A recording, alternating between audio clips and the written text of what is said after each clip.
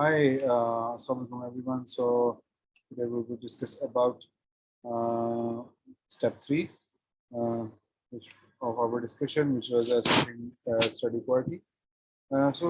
Study quality assessment is relevant to every step of review, whether it is a step one, which is a question formulation, whether it is a step two, which is study selection criteria, and that should describe the minimum accepted level of design. These two levels has been discussed. These two steps has already been discussed previously. How to formulate a question, such question, review question, and what should be the how you formulate a criteria, certain criteria, or the integration and exclusion of a particular study. So selected studies should be subjected to a more refined quality assessment by use of general critical appraisal guides and design-based quality checklist, which is a step three of our overall you can plan of learning to uh, know that how to write a systematic review. So basically, you in step three you become uh, your approach is more subjective and you try to um, follow some critical guidelines and design based quality checklists. These quality details these detailed quality assessment will be used for exploring heterogeneity and informing decisions regarding suitability of meta-analysis, which we normally which we perform in step four of the our design. In addition, they help in assessing the strength of inferences and making recommendations for future research. So, so assessing the study quality plays role in all five steps of the systematic literature review. This approach is most applicable when the main source of evidence is randomized studies. However, randomized studies are almost impossible to conduct at community level for a public health intervention such as water fluoridation. Thus, systematic reviews assessing the safety of such interventions have to include evidence from a broader range of study designs.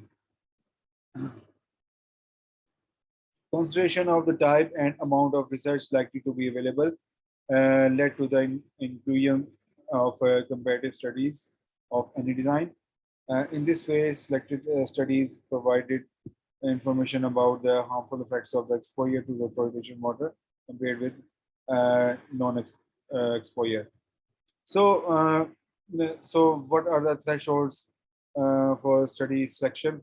Um, Design thresholds for study selection, and when we discuss it about from the point of view of assessing the quality of the study, so this is very important that how you define or design your threshold for selecting or rejecting a particular study. Normally, in medical science, where you people publish evidence-based research, evidence-based findings.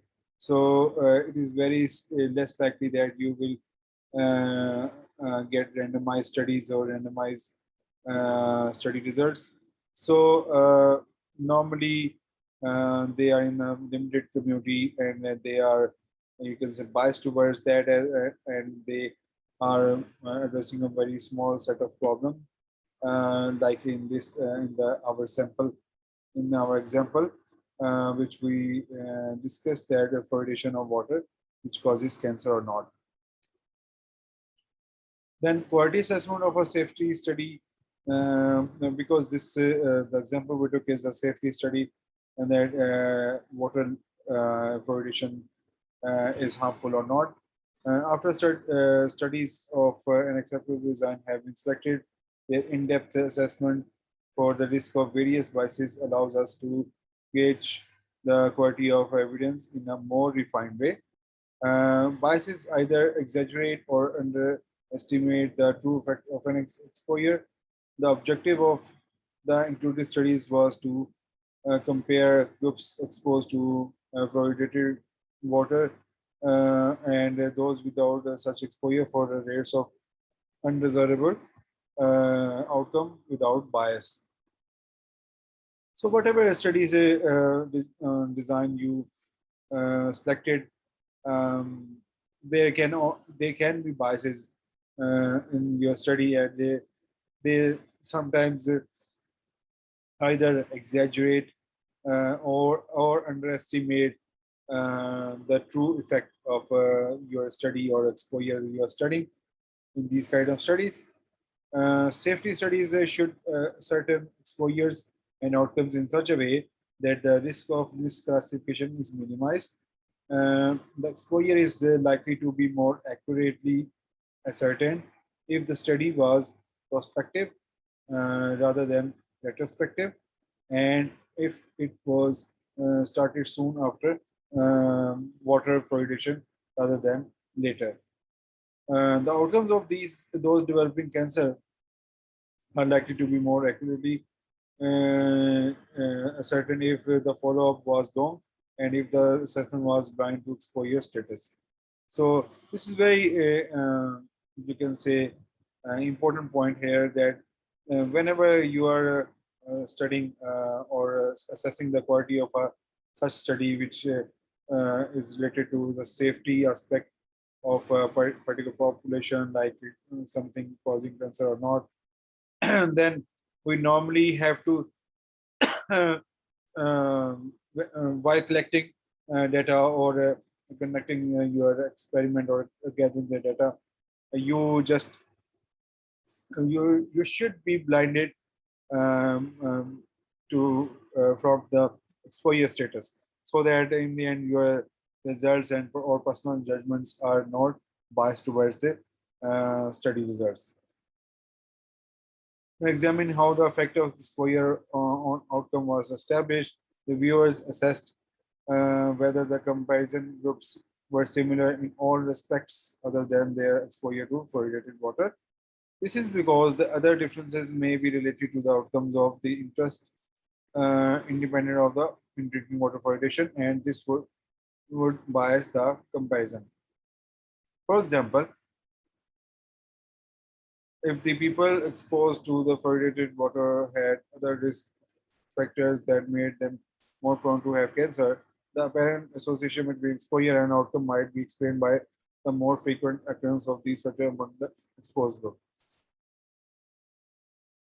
The technical word for such defects is confounding. In a randomized study, confounding factors are expected to be roughly equally distributed between groups. In observational studies, um, their distribution may be unequal. Primary researchers can statistically adjust for these differences when estimating the effects of exposure on outcome by use of multivariable modeling. So, in assessment studies, it may or may not happen that the main, you can say, criteria you are using to say whether a particular, whether there is a cancer causing thing or not. For example, fluoridation water is causing cancer or not. So this may be affected by some other environmental factors, like people are maybe may become victim of cancer because of some other environmental factors as well. So you can take them into account as well, along with the fluoridation water. And confounding factors are mostly they are present in most scientific experiments, but people tend to, you can say, ignore them. Normally, in the studies which require a lot of observations, these confounding factors are present unequally in different places in different timelines, and but in randomized studies, they are mostly expected to appear equally or distribute equally between the groups.